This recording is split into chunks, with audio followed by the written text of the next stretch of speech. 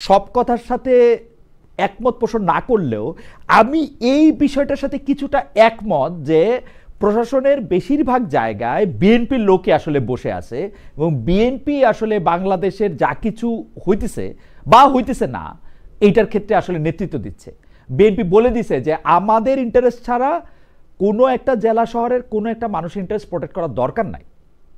একটু যদি মন্তব্য করতেন। খালেদ ভাই, একদমই ভুল, একদমই ভুল। দেখুন, একটা সরকার যদি বিএনপির উপর নির্ভর করে সফল বা ব্যর্থ হয়, তাহলে আপনি ধরে নেন ওটা একটা অশ্বডিম্ব মার্কা সরকার, এবং ওই সরকারের কান ধরে এখনই চলে যাওয়া উচিত। কারণ যেই সরকার নিজেরা সরকারে থাকবে কিন্তু তাদের সাফল্য বা ব্যর্থতা নির্ভর করবে তৃতীয় কোনো পক্ষের উপর, তাহলে ওই সরকারের উচিত ওই তৃতীয় পক্ষকে পায়ে ধরে এনে ক্ষমতা বুঝিয়ে তাই দিয়ে করবে তো, বা দায়িত্ব তাই করবে তো, নিজেরা তাই সরে করবে যাওয়া। তো। এই সরকার তো বিএনপি কে তৃতীয় পক্ষ ভাবে না, বিএনপি কে। খালেদ ভাই, তাহলে আর এত জল ঘোলার দরকার তো নাই, তাহলে তাই তো তো। আরো আগেই করে ফেলতে পারতো। এক। জি। দুই হলো, দেখুন, ধরুন আমি একটা উদাহরণ দিই। গত 14 মাসে 400-র কাছাকাছি মাজার ভাঙ্গা হয়েছে। একটাতেও একটাতেও আমি দায়িত্ব নিয়ে বলতেছি, সরকার কোনো শক্ত পদক্ষেপ নেয় না, নিন্দা জানানো ছাড়া। তো এটা কি বিএনপির দোষ? গত 14 মাস মরাল পুলিশিং হয়েছে মেয়েদের উপরে, একটা আওয়াজ এই সরকার করেনি, এটা কি বিএনপির দোষ? আপনি দেখেন, আলাউদ্দিন খাঁর মৃত্যুবার্ষিকী না জন্মবার্ষিকী আমি ভুলে গেছি, সেটা উপলক্ষে সংস্কৃতি মন্ত্রণালয় উচ্চাঙ্গ সঙ্গীতের আয়োজন করেছিল। সেটাও গিয়ে লালবাগ কেল্লায়, সেটাও গিয়ে লালবাগের মসজিদ কমিটি এবং অন্যান্য যারা আছেন তৌহিদি জনতা, তারা বলেছেন নাচা গানা হবে না।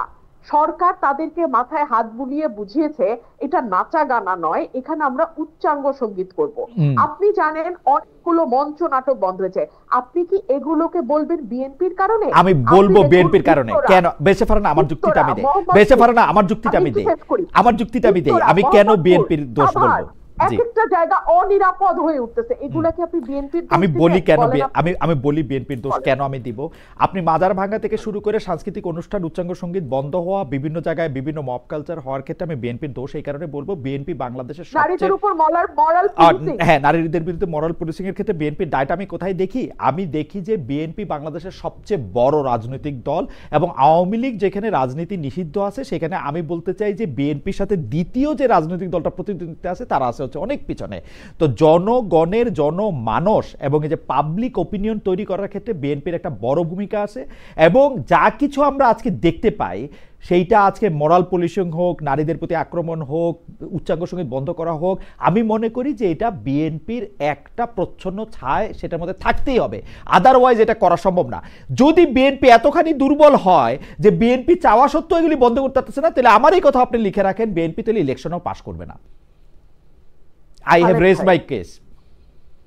খালেদ ভাই, এটা হচ্ছে গায়ের জোরে। হ্যাঁ, যখন আমাদের কোনো মামলা দুর্বল থাকে আমরা তখন গলার স্বরটা চেষ্টা করি উঁচুতে উঠিয়ে দিতে, সো দ্যাট আমরা গায়ের জোরে একটা কেস প্রুভ করে ফেলতে পারি। লয়াররা এটা করে অনেক সময়। আপনার কথা আমার কাছে সেরকম মনে হয়েছে। আচ্ছা, আপনি বলেন, পুলিশ প্রশাসন থেকে শুরু করে যারা দায়িত্ব পালনরত অবস্থায় আছে তারা এই সরকারের অধীনে কাজ করে, তাদের বেতন ভাতা সবকিছু আসে এই সরকারের কাছ থেকে। এক। দুই হচ্ছে, তারা যদি দায়িত্বে অবহেলা করে কিংবা তারা কোনো অন্য দলের ইশারায় দায়িত্ব পালন থেকে বিরত থাকে, তখন তাদের বিরুদ্ধে শাস্তিমূলক ব্যবস্থা নেওয়ার এখতিয়ার কেবলমাত্র এই সরকার রাখে। এবং এই সব কাজ করার জন্য আমরা 5.5 থেকে 6 লাখ কোটি টাকা দিয়ে একটা সরকার পুষতেছি। হ্যাঁ, একটা মোটা ছোটা সরকার আমরা পুষি। এই যে তারা এক একবার বিদেশে যায় লট বহর নিয়ে, তার পিছনে রাষ্ট্রের কোটি কোটি কোটি টাকা খরচ হয়, সেগুলা কিন্তু তাদের এই দায়িত্বগুলা যাতে তারা সুষ্ঠুভাবে পালন করতে পারে সেইটার কারণেই তাদেরকে ওই জায়গায় বসানো হয়েছে, যেটা সুযোগ সুবিধা ভোগ করে তারা বিদেশে ট্রিটমেন্ট নেয়, বিদেশে ঘুরতে যায়, বিদেশে লট বহর নিয়ে জাতিসংঘে গিয়ে উঠে, ইত্যাদি ইত্যাদি ইত্যাদি। তো এগুলা করবার পরে তারা আইন শৃঙ্খলা ঠিক করতে পারবে না, তারা মানুষের জনমনে স্বস্তি আনতে পারবে না, তারা আওয়ামী লীগের মিছিল সমাবেশ বন্ধ করতে পারবে না, তারা মাজার ভাঙ্গা বন্ধ করতে পারবে না, তারা নারীদের উপরে হয়ে যাওয়া মরাল পুলিশিং তো বন্ধ করে দূরেই থাক। আমি জাস্ট একটা উদাহরণ দেই। থানা থেকে মরাল পুলিশিং করা এক ব্যক্তিকে ফুলের মালা দিয়ে বাইর করে নিয়ে আসা হয়েছে, আপনি তো জানেন তাই না?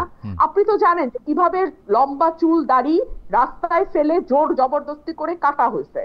এগুলা মিডিয়াতে বড় বড় করে না আসা পর্যন্ত আমি আমি আমি আমি বেঁচে ফারানা আমি কেন, আপনি আমাকে গলার আওয়াজ বড় করে বলা, লয়ার ইত্যাদি নানা রকম কথা বললেন, এগুলির আমি গালি হিসাবেই নিলাম। কিন্তু ঘটনা হচ্ছে যে আপনি যত বড় গলায়, আপনার কাছে আমি আবার আসবো, আপনি যত বড় গলায় প্রত্যেকটা শোতে এগুলি নিয়ে কথা বলেন, বিএনপি থেকে এর কি প্রতিবাদ জানানো হয়েছে 400 মাজার ভাঙার একটা প্রেস রিলিজ দেওয়া ছাড়া? আমি আপনাকে বলি মানুষের চুল কাটার, আপনি হ্যাঁ আপনি আপনি বলেন বিএনপির কোন জায়গায় স্থানীয়ভাবে এগুলি প্রতিরোধ করা হয়েছে? আপনি বলেন কোন অন্যায়টা, আপনি যতগুলি অন্যায়ের কথা যতবার করে বলেন, আপনি বলেন কোন জায়গা থেকে বিএনপি কে বলা হয়েছে আর একবার যদি এই কথা বলা হয়, এটা করা হয়, আমরা এটাকে ধূলিসাৎ করব? আপনি তো দেখি নাই বিএনপির এই পজিশন।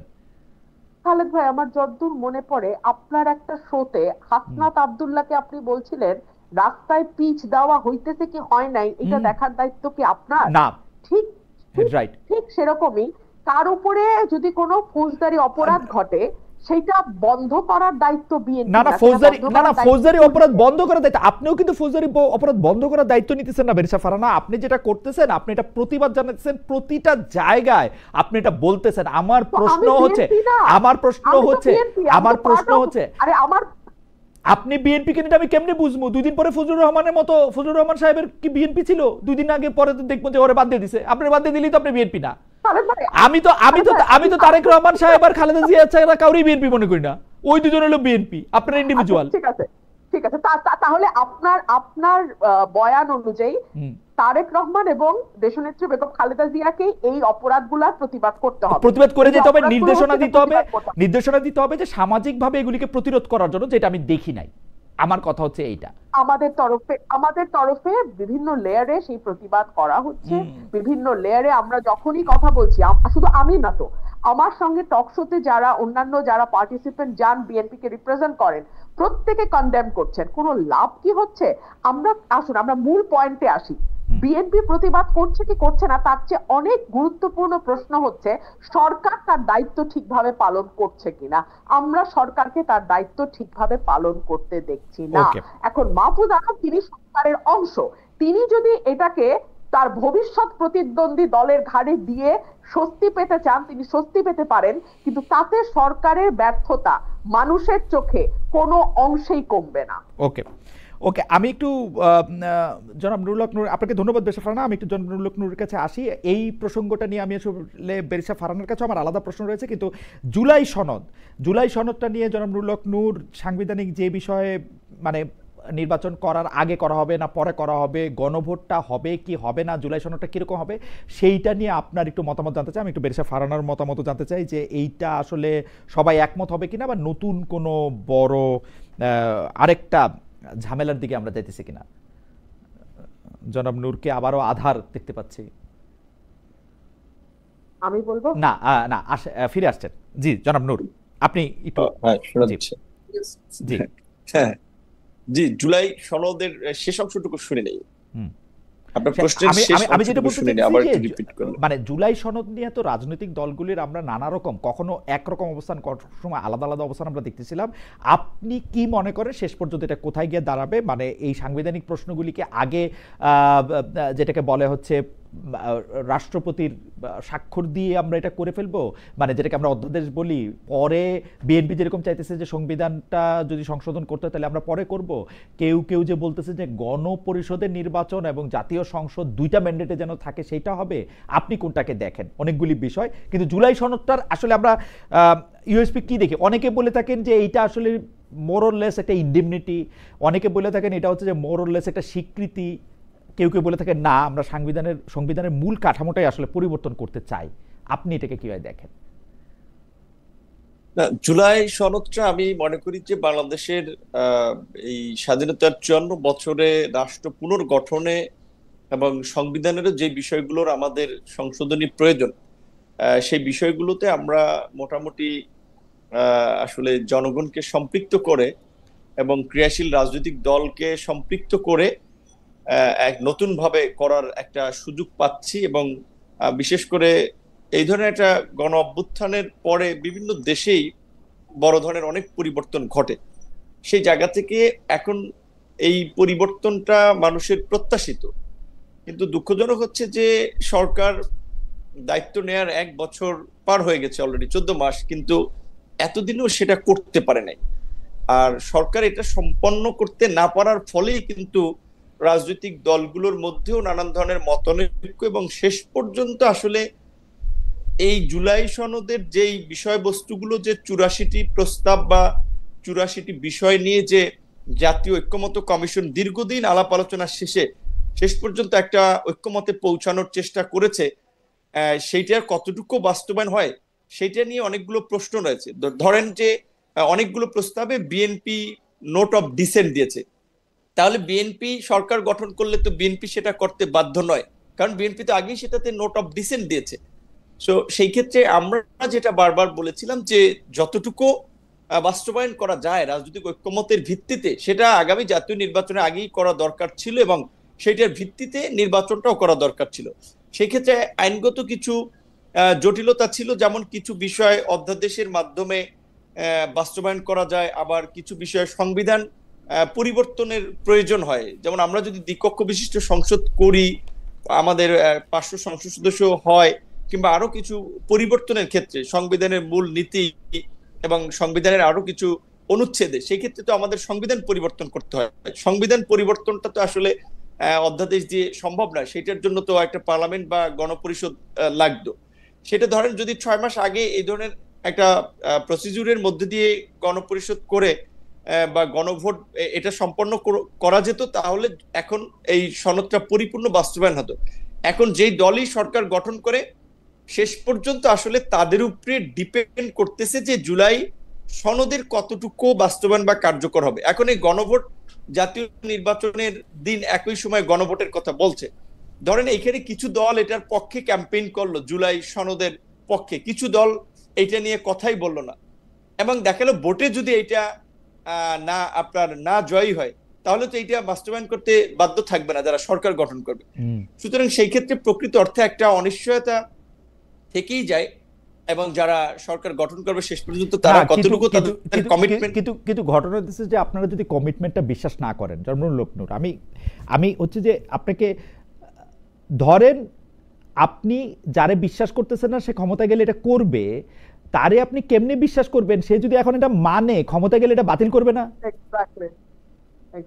এটা আপনি একটা বাতিল করাটা ডিফিকাল্ট, একদম ডিফিকাল্ট না, বিশ্বাস করেন জনাব, একদম ডিফিকাল্ট না। ওরা আইসা প্রথমেই পার্লামেন্টে প্রথম দিনই বলবে যে এত তারিখ থেকে এত তারিখ পর্যন্ত পার্লামেন্টের বাইরে যেসব সিদ্ধান্ত হয়েছে সেগুলি আমরা আর ইনকর্পোরেট করতেছি না, এগুলির ব্যাপারে এই পার্লামেন্ট আলোচনা করিয়া ঠিক করিবে। এখন সেটা কি হয় সেটা তো পরবর্তী রিঅ্যাকশন, কিন্তু এই আমার কাছে মনে হয় কি জানেন, আমার কাছে কি মনে জানেন নূর, বিএনপি যতটুক করতে পারবে ওটুক কিন্তু ওরা বলতেছে, যতটুক করতে পারবে না ওটুক কিন্তু ওরা বলতেছে না। আমার কাছে মনে হয় অন্তত বিএনপি এখানে স্মার্ট প্লে করতেছে না, কিন্তু আসলে আমার মনে হইতেছে, কারণ বিএনপি কিন্তু খুব সহজে এটা মেনে নিতে পারতো। এই প্রেসিডেন্টের প্রভাইসো, এই মহামান্য জনাব শাহাবুদ্দিন চুপ্পুর প্রভাইসো, উনাদের বাতিল করতে আপনার মনে আছে আওয়ামী লীগ কিন্তু গুরুত্বপূর্ণ বিল 1-1.5 মিনিটে পাস করাইছে, বিএনপি আরেকটু স্মার্ট তো ওই 20-25 সেকেন্ডে পার করাইতো। এখন সেই ক্ষেত্রে ধরেন এইখানে আগামীতে সরকার গঠন যারা করবে, এবং সেইখানে বিএনপির একটা সম্ভাবনা থাকায় আলোচনার ক্ষেত্রেও আপনার বিএনপির মনোভাবকে প্রাধান্য দেওয়া হয়েছে, এবং বিএনপির না শুধু, আসলে শেষ পর্যন্ত আমরা চেষ্টা করেছি যে এখানে মেজর স্টেক হোল্ডার যারা, তারা যেন কনভিন্স থাকে। সো এখন এইটুকু যেটুকু আমরা একমত হয়েছি, এইটুকু যদি এক্সিকিউট করা হয়, তাহলে আমার মনে হয় যে আসলে দেশে আগামীতে আমরা যেটা দীর্ঘদিন ধরে বলে আসছিলাম যে আমাদের যে কিছু রাষ্ট্রের বা একটা রাষ্ট্র টিকে থাকে কিছু প্রতিষ্ঠানের উপরে ভিত্তি করে, সেই ধরনের কিছু প্রতিষ্ঠান আমরা গড়ে তুলতে পারি নাই। সেটা বিচার বিভাগ, নির্বাচন কমিশন, সেটা আমাদের জাতীয় মানবাধিকার কমিশন, সেটা হয়তো তথ্য কমিশন, এই ধরনের কিছু প্রতিষ্ঠান, আমাদের মহা হিসাব নিরীক্ষক, এই প্রতিষ্ঠানগুলো, এবং আমরা এই যে রাজনীতিতে যে আমাদের এত বিভাজন এবং 5 বছর পর পর নির্বাচন নিয়ে যে সংকট, এই সংকট কাটানোর জন্য যে একটা নির্বাচনকালীন সরকারের বিষয়, এই বিষয়গুলোতে আমরা মোটামুটি আলোচনা সাপেক্ষে একটা জায়গায় পৌঁছেছি।